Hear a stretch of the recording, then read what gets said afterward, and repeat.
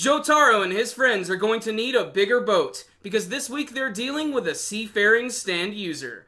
This week's episode of Stardust Crusaders was badass. It was a muscle-flexing action episode, which I frankly loved. It wasn't perfect by any stretch of the means. It wasn't the best episode of Stardust Crusaders, but it still managed to keep me thoroughly entertained. In fact, it flew right by. If you guys know me, I love action anime. It seems like this series is like catering towards me every single episode. This week was no exception. So, Jotaro and the Star Platinum are going to have to fight against this sea captain and his nautical-themed stand, the Dark Blue Moon. Now, I love this. The Dark Blue Moon looks great. It's basically this demonic merman. Think of it as like the creepiest sea creature you've seen from your dreams. And it has a lot of really cool abilities. And I actually love how the battle starts.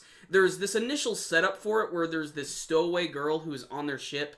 And I'm guessing this is going in line with the sidekick characters that we saw in the first season of JoJo's Bizarre Adventure, like Poco and Smokey, except this time they're flipping it around a little bit because it's a female.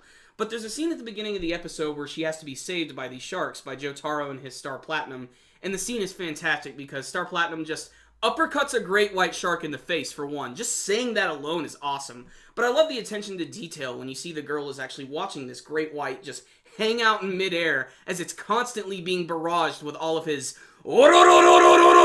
punches. The battle between Jotaro and the sea captain is absolutely fantastic. I love how it starts up where the sea captain is talking about his stand, and since it's water themed, it's obviously more powerful and faster in the water.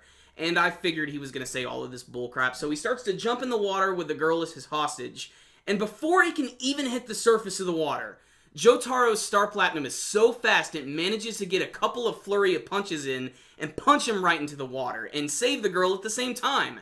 I actually thought that this was going to be the end of the fight, but there is another twist to it. Apparently, the sea captain used his Dark Blue Moon to attach these weird barnacles to Star Platinum's arm, which start to drag him into the water and sap up his strength. And that's where he and Jotaro are dragged to the bottom of the ocean, where he and the sea captain meet, and they have this big battle. And this is where we get to see more of what Dark Blue Moon can do, and it creates these giant whirlpools, and then it starts throwing its fish scales into them.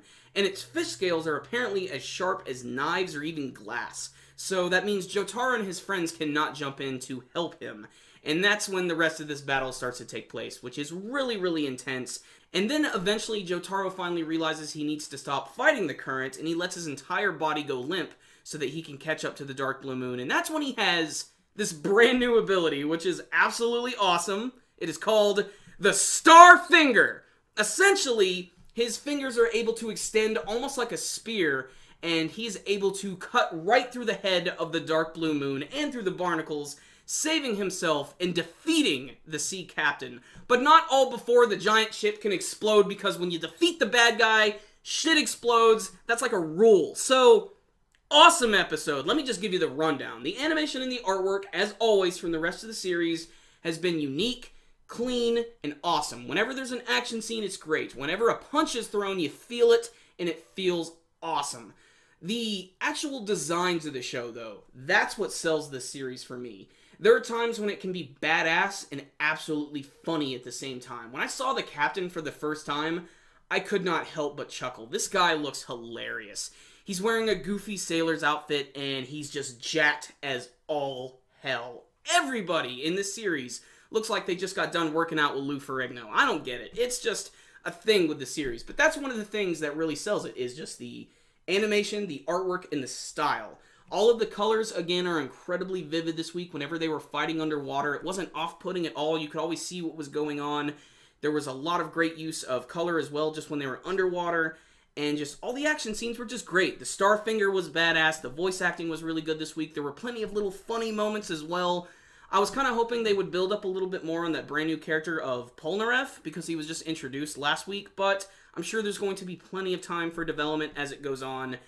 Great episode of JoJo right here. Not perfect by any means. There were some moments where the animation and the artwork could have looked a little bit better, but otherwise, I'm pretty damn satisfied with this episode. So I'm only going to drop this one down to a 9 out of 10. I still think it's incredibly solid. So check out this episode of JoJo's Bizarre Adventure. If you have not checked it out yet, even the first season, I highly recommend it. If you're into action anime at all, you will love it. So 9 out of 10 this week. Badass Starfingery episode. If you guys had a chance to check out this week's episode of Stardust Crusaders, I would love to hear your thoughts about it. And you can tell me with your comments below. What did you think of the battle between Star Platinum and Dark Blue Moon? And what do you want to see from the future of Stardust Crusaders? Remember, guys, before you leave, make sure and hit that like button so you can give this video a thumbs up. It's really, really easy to do. Helps out our videos tremendously.